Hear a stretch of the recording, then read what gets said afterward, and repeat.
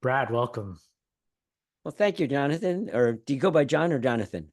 John, just because it's easier. Okay. And I go by Brad because it's easier. Yeah. Except when my mom calls me Bradley, then I know I'm in trouble. Oh yeah. I remember those days. But yeah, tell us a little bit about yourself. Well, I'm 74 years old, so unless you got a couple of hours, I'll keep it brief. I grew up in New York, went to school at MIT, in Cambridge, actually. Then I went to Europe for a year, hitchhiked around, came back to New York, hitchhiked across to California, where I currently live and have been living since 1975.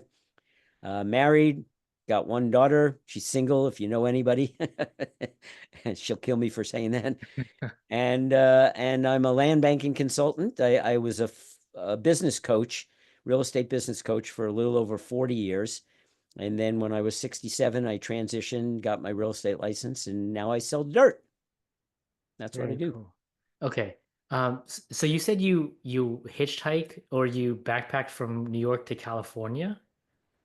Well, when I went to Europe for a year, I Hmm. did hitchhike around 12, 13 different countries for an entire year. Hmm. And then when I got home, uh, again, I only had a backpack, and I left New York. I got a ride to Miami to visit my grandparents. Hmm. We drove for 24 hours straight without stopping. But then from Miami to San Francisco, I hitchhiked all the way across, stopped in New Orleans to see a friend and went to Mardi Gras, met up with Hmm. a college buddy in the Grand Canyon and hiked down to the bottom and then hiked back out. We spent 3 days going to the bottom and coming back out. Visited some cousins in LA and eventually made it to San Francisco, where a bunch of college friends had relocated, and stayed with them for a while until I got my own place. That's a interesting way to go. I never would have done anything close to that, but it sounds like you've experienced a lot. Oh, yeah, I've done a bunch of crazy things in my life and uh, enjoyed it all. I've had a very blessed life, actually doing well financially and psychically and emotionally and physically. Still got my health at 74 years old and got a lot of friends. I got a wonderful wife. I've been married. Well, it'll be 36 years in August. So yeah, life is great. Yeah, that's a cool thing because when I was growing up, whenever I saw someone who was doing well in life, without always thought, oh well, then they're sacrificing other parts of their life. But to me, it just sounds like you've been able to be successful in every aspect of it. What is that word? Sacrifice? I don't think I've heard that one Yeah. before. No, that's not a way to, I mean, yes, sometimes there will be things, choices that you make. Again, this is just my opinion, but there are choices that one must make where you can't do one thing in order to do something else. So I guess in a way you are sacrificing that one thing that you wanted to do for this thing that you wanted to do even more. Mm. But people say, "Well, Brad, you're still working." I said, "No, no, no. I've never worked a day in my life." I said, "Well, how can you say that? When you do something you love, you're not working. You're Yeah, doing something you love." And I right. have been blessed for all my time on this planet that everything I did, I truly loved what I was doing, and I made money at the same time. Yeah, so I want to get into that. So once you moved over to California, like, what did you do? How did you start working? Well, I moved to California and mostly to go to graduate school at UC Berkeley. I got a master's in education and a California Pupil Personnel Services credential. I wanted to be a guidance counselor. That didn't go so well. So, excuse me, just getting over a cold. We just came back from a 3-week vacation and I got sick the very day we were coming home. Oh man. So I'm just getting over that. Mm, My apologies to your listeners if I cough every once in a while. it's all right. And so uh, couldn't find a job as a guidance counselor, so I wound up becoming a consultant and actually became a business coach and just started coaching people and using my listening skills that I learned in the master's program at UC Berkeley and getting the credential. It was all about listening and communication skills. And so I used that and became a coach, started to specialize in real estate and did that for about 40 years until I got offered an opportunity to sell dirt. And I've been doing that since 2018. Okay. Well, so you were business coach for a while. How do you get into business coaching world, I mean, did you run businesses before, or how did you even know how to help people with their businesses? As far as I can recall, and that's going back to 1978, so that's a long Mhm. time ago. But somebody called me up, a friend called me up and said, I want you to coach me. I said, coaching, what's that? Because the Mhm. consulting was something I understood, but the word coaching in 1978 wasn't widely used. I said, well, you're a good listener. You're a very smart guy. And I've got this problem and I need some help. I said, okay, how much do you charge? And I just, on the spot, I made something up and I Mhm. started working with her. And then a couple of other people heard about me. And then I started talking about it, telling people that I was a coach. I eventually went to coaching school and got a credential. And that's kind of how it happened. I kind of just sort of fell into it. I also had a bunch of other little mini careers. I was a PE teacher for 10 years when I started my coaching practice. So I was doing that. I started teaching other teachers the things that I was doing with the kids on the playground that helped reduce violence at the elementary school that I worked at. Pretty much eliminated all the fighting on the playground because we got the kids to play. So Mhm. they had something to do instead of beating up each other. So did that. I worked for a couple of uh, consultants, actually a psychologist and a mediator, and I helped market them to the corporate world to get more business. Then I worked for the Fred Pryor Seminar Company for many years and traveled the world as a seminar leader and speaker. Worked for several other companies doing that and kept my coaching practice going all that time. And then, if there's time, I can tell the story of how I became a dirt seller. Some people call Mhm. me the dirt man or dirt bag, but I basically sell dirt. I help patient investors build generational wealth by investing in land. Okay. Yeah, before we get to that, I just have one question about the business coaching. What Yeah. was the most common issue you ran into uh, that business owners were facing? They called it time management. Mhm. I call it activity management because you can't manage time. Mhm. If I said, John, here's 20 minutes, would you manage it, please? You can't manage time itself. But what you do manage are the promises and action steps and commitments that you make to do something within a time frame. So a real estate agent might say, um, I will knock on 50 doors by this Saturday at noon. So that's an action step that can be measured and can be held accountable for. And so at noon that week, I would send them an email and say, hi, did you knock on 50 doors? There's only two answers to that question: yes, no. And either they did it or they didn't. And if they didn't, then I would coach them on what got in the way, what stopped them. So managing their time, managing their activities was the most common issue that they had. And I was kind of a quote unquote expert at that. I took a class in 1982 called More Time. And it was all about learning how to schedule a week at a time so that you accomplished more. I accomplished more in that week than most people did in a month. And it was a very effective way of managing my schedule. I didn't always get everything done. I always told people you're not going to get 100% of the things that you say you want to get done because other people want you to do their things on their list, and it may take you off your own list. Back to the issue of sacrificing one thing for Mhm. another. But I Yeah. became somewhat of an expert in that area. I taught a full day class on time management fundamentals. Mhm. And that's how I attracted a lot of my clients. They needed help in that particular area. And that's interesting too. You focused, it sounded like you focused more on the lead measure than the lagging measure. So a lot of people will say, I'm looking to close 5 deals, but there's a lot of things that lead up to that, right? So instead of focusing on the 5 deals, you're looking at, I want to talk to 1,000 sellers, right? Something like that. Exactly. Yeah. As if they said, I want to, I'd always ask them, how are you going to do that? Yeah. What are your action steps? Yeah.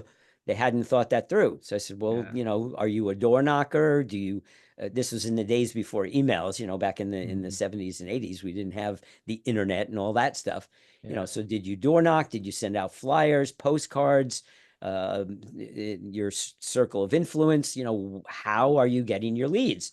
So they would start to look at lead generation. And so I would help them with that. I had 20, 30, 40 different ways they could lead generate. So after a while, they would finally come up with a plan. We call it a POA, a plan of action. And they say, these are the 3 ways I'm going to generate leads. And I said, great, focus on generating leads. Some of those will become clients and you'll make some sales. So you kind of you back-ended, you reverse engineered it from 5 sales per month down to I will knock on 100 doors a week. Yeah. Oh, and what's your script? What are you going to actually say when they answer the door? Hi, I sell real estate. Slam. Get off my property before I shoot you. All right. So we'd have to work on their communication skills and the message that they got across that distinguished them from the other real estate agents that were also door knocking. Yeah, very cool. That's one of the things I have trouble with too, is planning out a week at a time because I just don't even know how to do that. But I hear you're way more productive when you do that. You are. Every one of my clients did wind up doing it. Every one of them, I had 500 plus people in the course of my career. The ones that got back to me, some people were just sample sessions where I spent an hour with them and I would show them how to do that. It's called the 5-step planning process for goal accomplishment. And there's a specific process that I developed to help people sit down on Sunday, spend 30 minutes and learn how to plan out a week.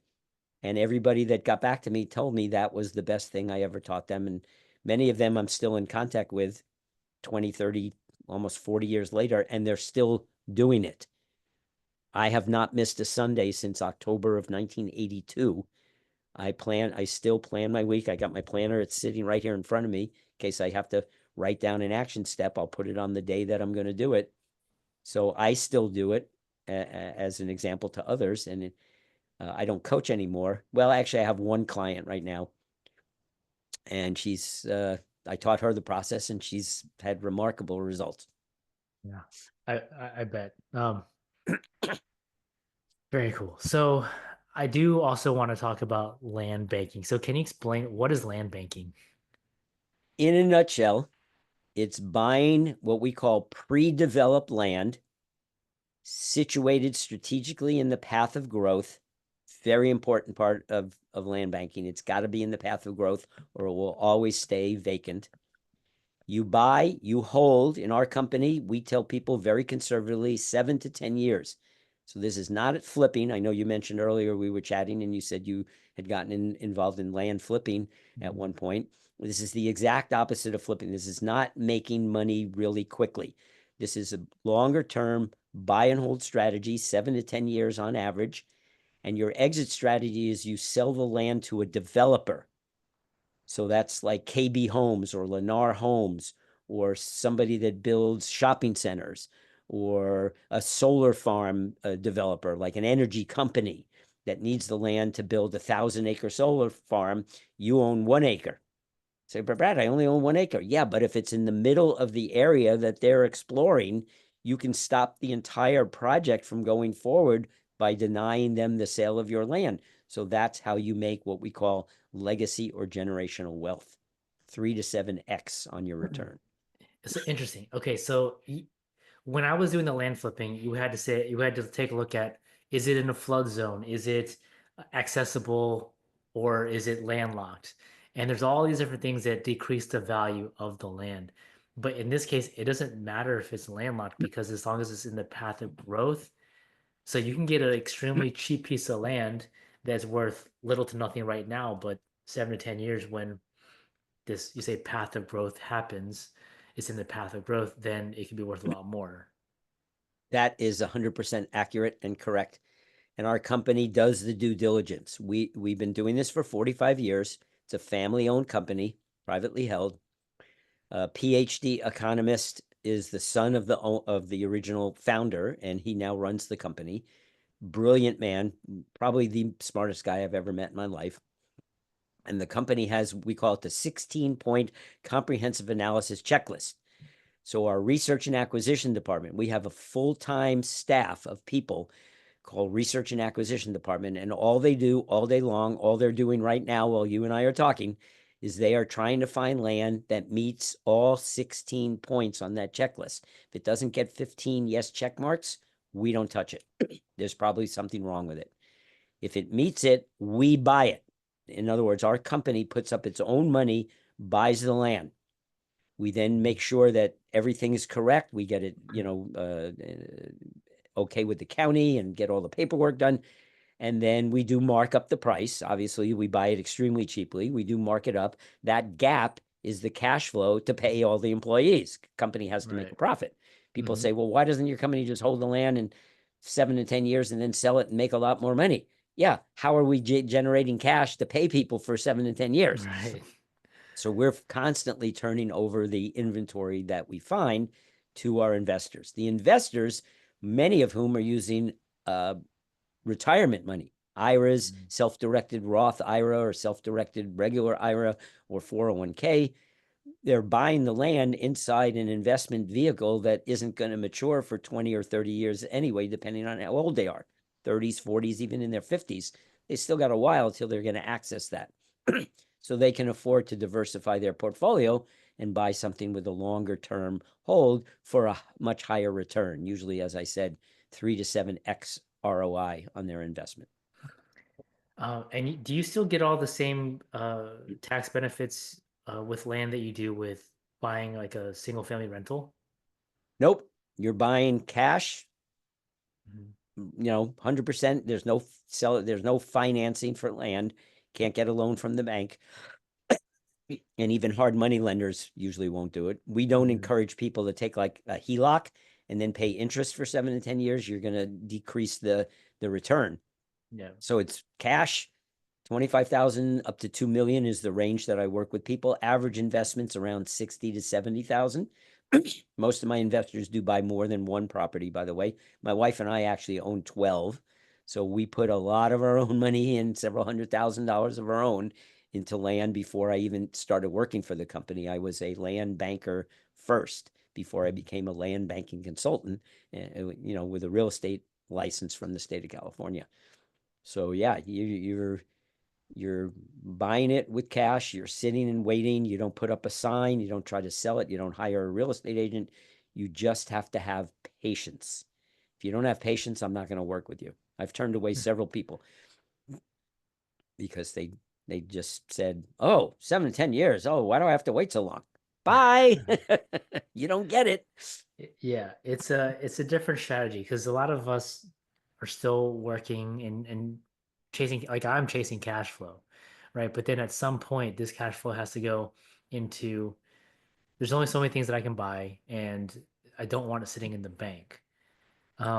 So it kind of acts like a long-term savings account, essentially. Yeah, it's not cash flow by any stretch of the Mhm. imagination. So if that's what you're looking for, buy. You can stop watching the podcast right now or listening. This is for somebody who's fairly well established, has the 25,000 cash, is looking to diversify their portfolio. They want to get out of crypto. They want to. I had one of my clients did 1031 exchange, which I hope your listeners know what that is. Yep. They sold two of their rental properties that were just giving them a ton of headaches. Mhm. We call it the tenants, toilets, and termites. Yeah. They turned those two into a 1031 exchange and bought a large piece of property, and then wound up actually getting a 30-year lease offer.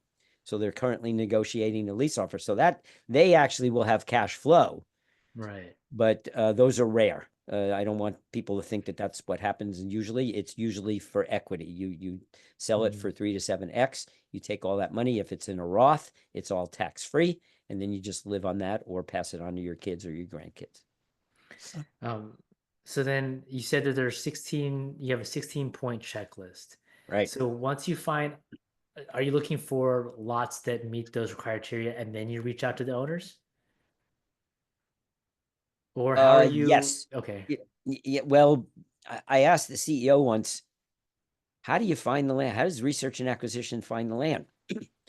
They actually, he told me that they actually look for divorcing couples Mhm. because in the state of California, it's community property. And if they get divorced, one or the other has to buy out the other person or they have to sell it and split it 50-50. Mhm. So we look for divorcing couples. We already know the address, so we've already done the due diligence. We know it meets the 16-point comprehensive analysis checklist, and we want that piece of land if we can get it. So then we make them an offer. Usually nobody has contacted them for years. They think it's worthless. We know better. And we get the land from them. They're happy to get whatever amount we give them. We're happy to get the land at the price we wanted.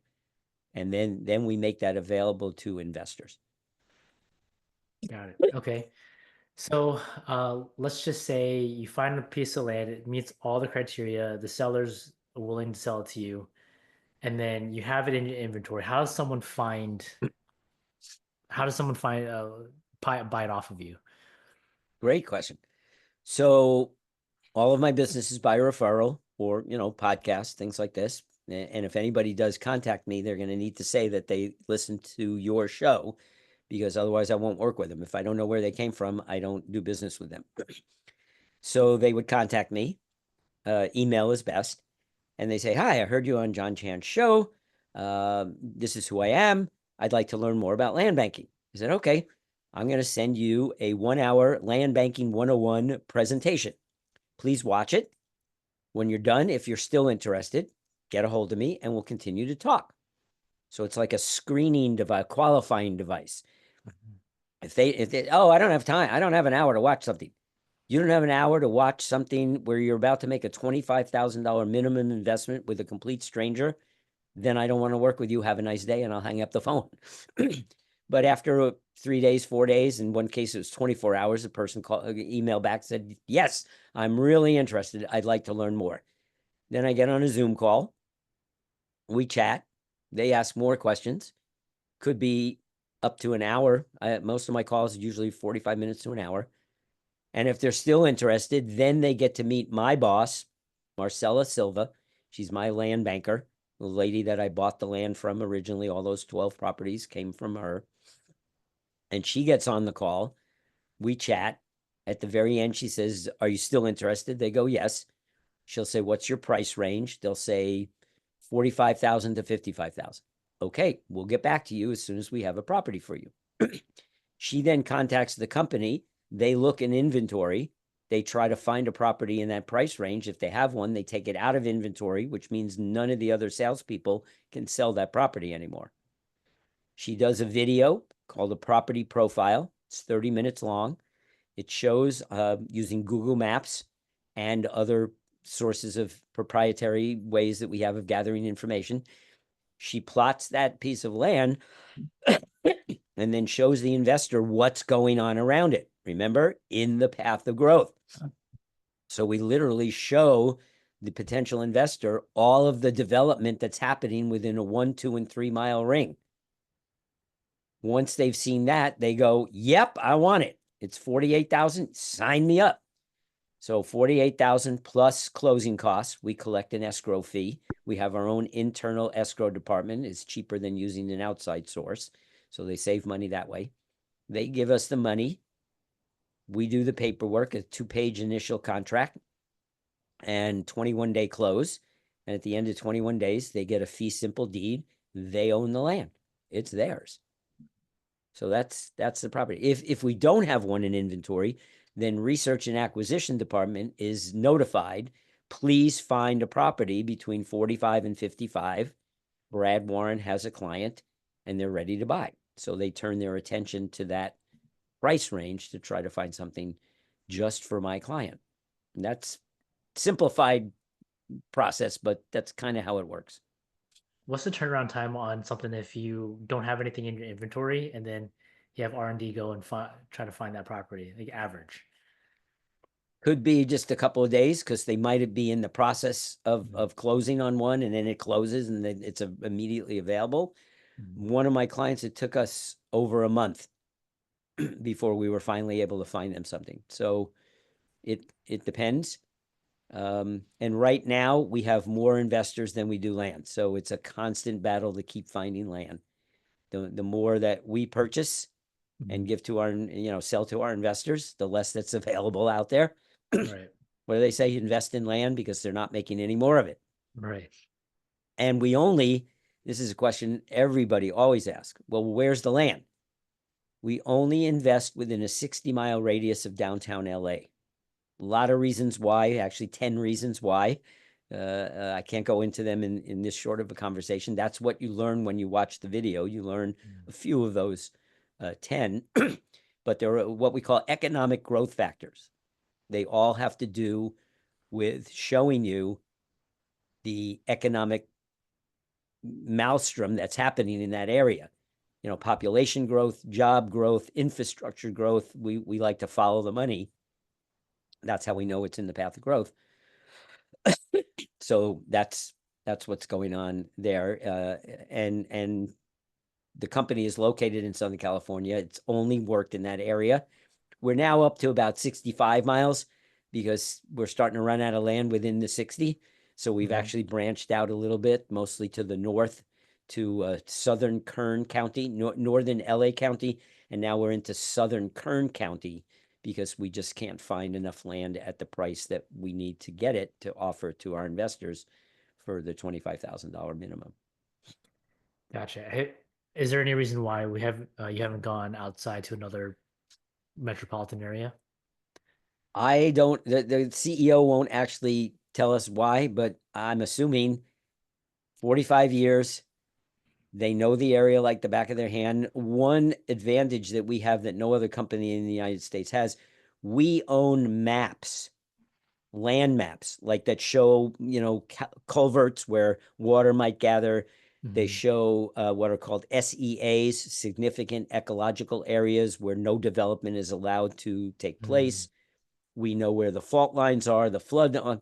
We have maps that the city and county of LA do not possess. They actually call us when they have land use issues and they want to know something about a piece of land and they can't find out anything.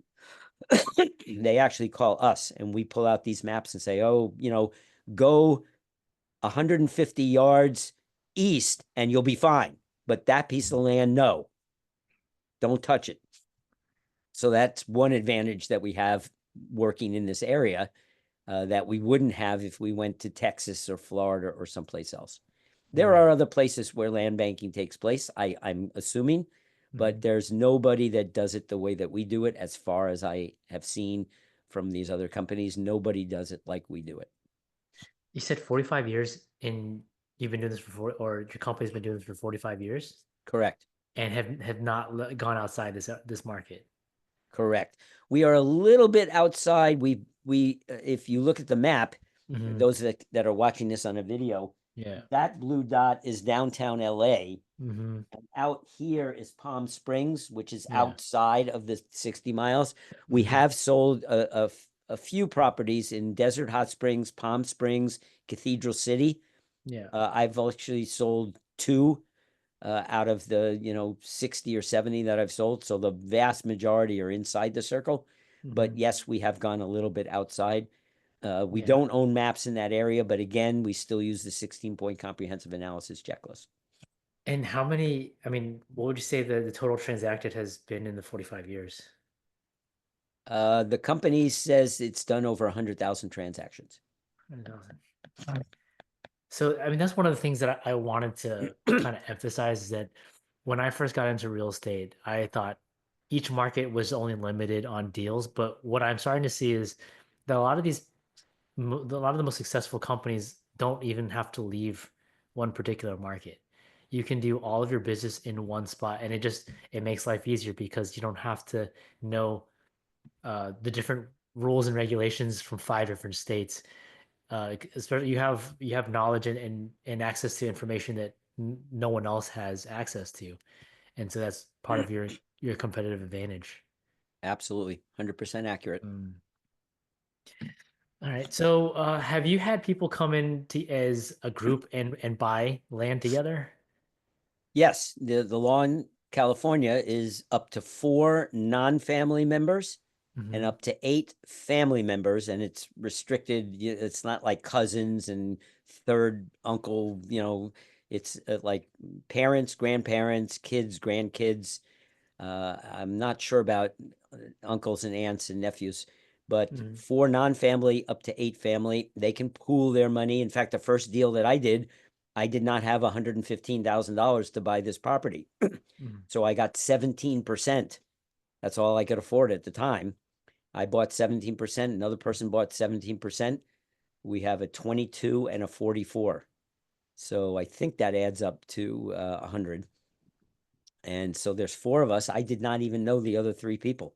Still don't know. I am in touch with them because when it's property tax time, we pay a prorated share of the property tax. Mhm. So I have to calculate what that is, let everybody know. They send me their checks. I put my check, mail all 4 together so they don't get lost. But I haven't heard of 8. The most I know of is 4. But I'm sure there are some instances where up to 8 family members can pool their money. And then you can buy a bigger property. The disadvantage of that, John, is then you all have to agree to sell at the same Right. time. One person can stop the sale. So if Uncle Tom, Uncle John, Uncle Sally, or Aunt Sally, I should say, excuse me, Mhm. if they say, "Oh, I don't want to sell yet. I want to wait and get more money," it can stop the whole deal from going through. So you got to be very careful that you are in sync with everybody. And even though it was 3 people I didn't know, I knew they had been through the same process. They had met Marcella, they understood land banking, they understood 7 to 10 years. So it wasn't going to be an issue when it comes time to sell. Interesting. So, I mean, when I talk about people pooling money together, it's typically people that know each other, or there's one person who knows everybody. But in this case, it was just 4 of you who knew the company, but you didn't know each other. Correct. It requires a high degree of trust, which is why we spend so much time up front meeting people. And now on Zoom, it used to be, you had to meet them in person. Right. Pre-COVID, the way I got business was I would go to networking events, mostly real estate networking events, meet somebody, take them out for lunch, take them out for coffee, usually lunch, and it got very expensive and I got very fat. So COVID actually changed our model. We started doing much more Zooming. And now I have Mhm. clients all over the world. Before it was just people in right around my hometown. Now I've got clients internationally because I met them through Zoom, and you can do business through Zoom. It's great. We love it. That and Yeah. DocuSign or Adobe Sign. And Yeah. we can do business worldwide. We don't deal with certain countries where we're afraid of terrorist activities or money laundering, Yemen, Somalia, Iran, Iraq, places like that. Mhm. We don't go near the people from those countries. But otherwise, international, yeah. Okay. Good to know. Um, Question about buying a large plot versus a small lot. Which one? I know there's a lot of different factors, but on average, which would you say has the highest return on investment? Well, quick lesson. There's 5 kinds of land zoning. The least expensive is non-residential agricultural. That's usually farmland. In this Mhm. case, it goes for solar farms. Then you have residential, which is housing. You have light industrial and heavy industrial, which might be warehouses or places where they build things, car Mhm. manufacturing plant. You have commercial and you have mixed use. The price is cheapest to most expensive, and the returns, obviously, you make more money on the mixed use. Mhm. Many times, in that case, many times we hear 10, 15, even 20-fold returns, but that land is much more expensive to get into. Right now, we're finding solar at the bottom is we can't get enough land for solar because of the laws in California that require this was SB 100 that was signed by Governor Brown back in 2018, became law on January 1st, 2019. And again, I'm a little fuzzy with my dates sometimes, but it requires the state of California, the entire state of California, to get all of its electricity for homes and buildings. We're not even talking about the electricity for electric vehicles. This is just homes and buildings.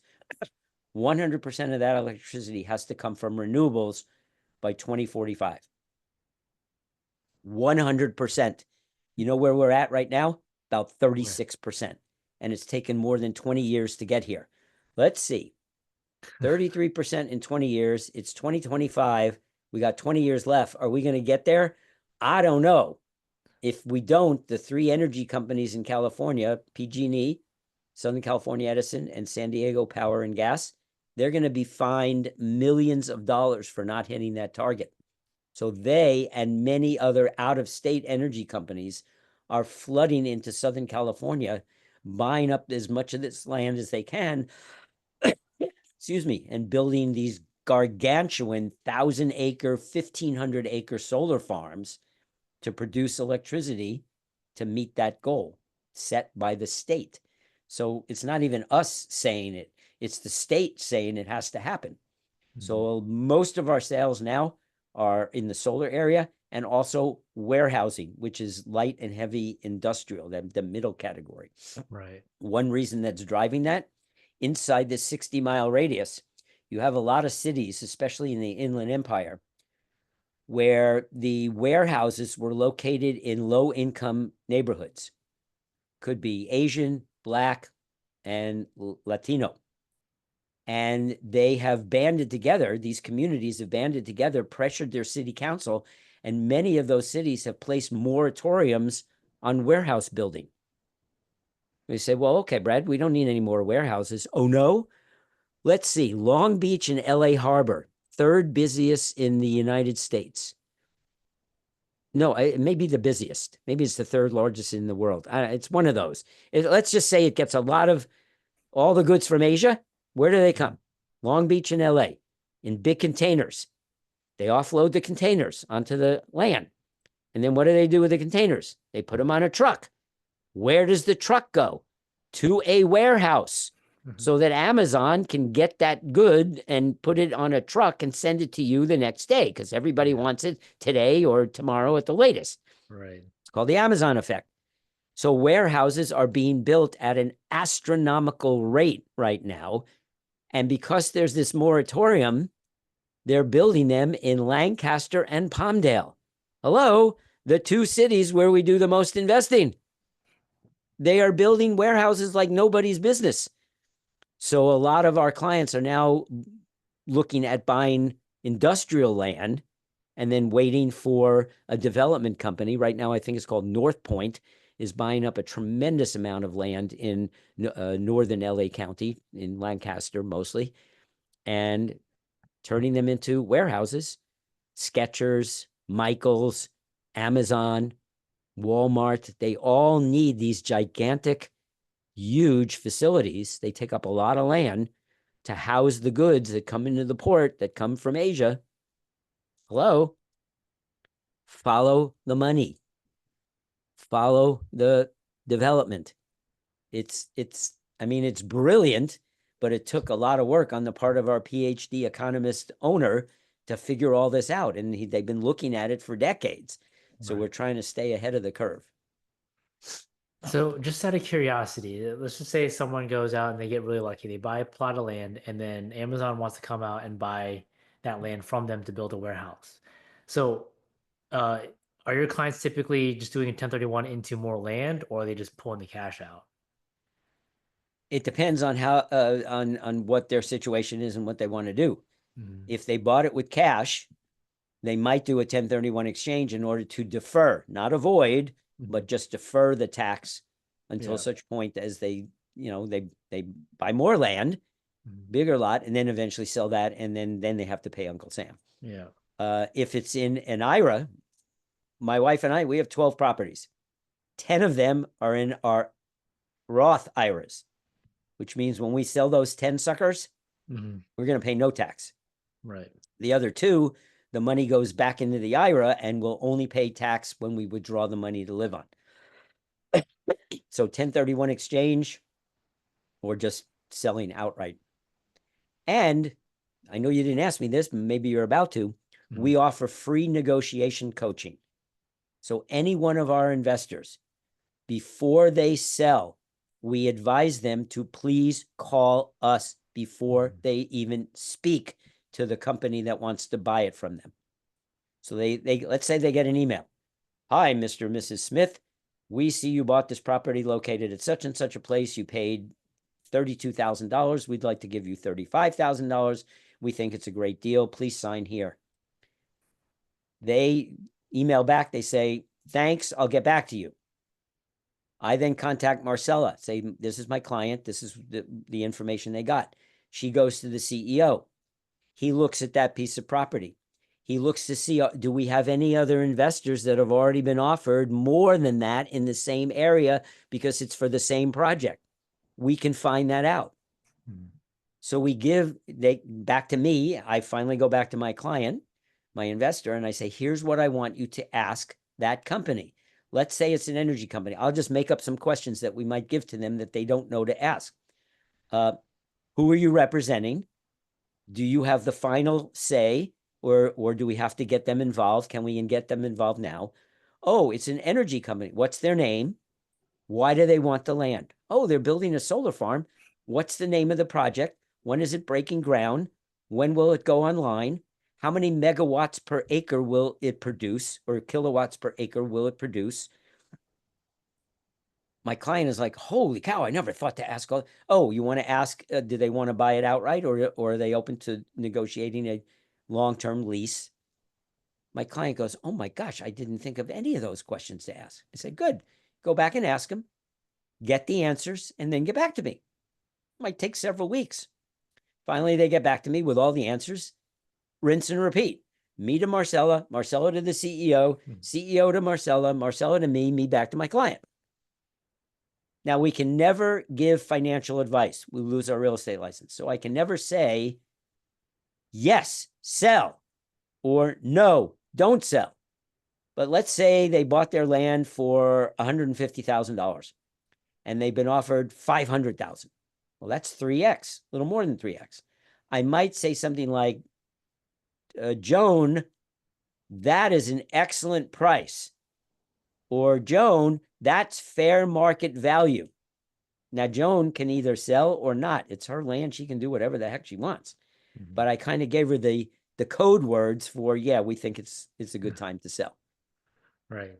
We had one client, one of Marcella's clients, bought a property for 150,000. In 6 months, got an offer for 300. Called us. We went through the process. They then offered her 500. We said what I just said. We think that's a great price. She declined. Then about 6 months went by. She didn't hear anything back.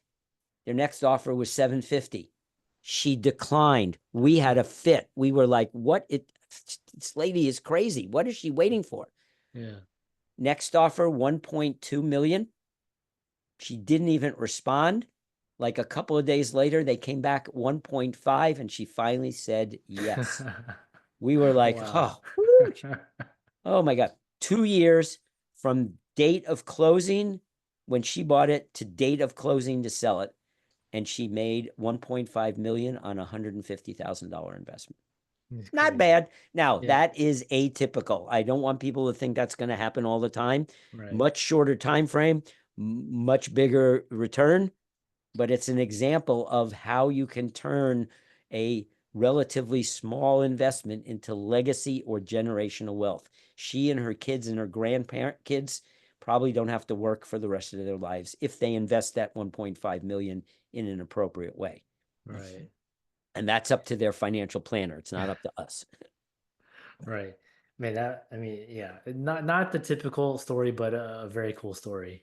Yep. Well, Brad, I appreciate you coming on and sharing all this information about land banking. How can people reach out to you and work with you? The best and pretty much the only way that I like to get messages is email. I'm not a texter. I don't like my phone being blown up with, spam calls and all that. It's Brad at bradwarren.com. BRAD at BRADWARREN.com. I respond to all emails within 24 hours, even when I'm on vacation, which I do go on frequently. I love to travel. In fact, my wife and I, we just got back a couple of days ago from 3-week trip to Sydney, Australia, and 2 weeks on a cruise to New Zealand. Nice. And I responded to everybody that contacted me within 24 hours. Very So cool. send me an email. I get back to you. And either if you just want to look at the video before we even talk, that saves us both some time because you might look at it and say, yeah, 25,000, not for me. 7 to 10 years, not for me. Great. Saves us both a lot of time. So some people, I just send the link and then they get back to me. Others say, no, I want to meet with you first, talk with you a little more. Okay, great. So we set up a Zoom, and it goes like I explained at the beginning of the podcast. Yeah. And we'll make sure to put that in the description just to make life easier for Thank you. everyone. Thank you. Yeah, Brad, thank you again for coming on. I really appreciate it. My pleasure. It's great to be here, and hopefully people learn some stuff about dirt.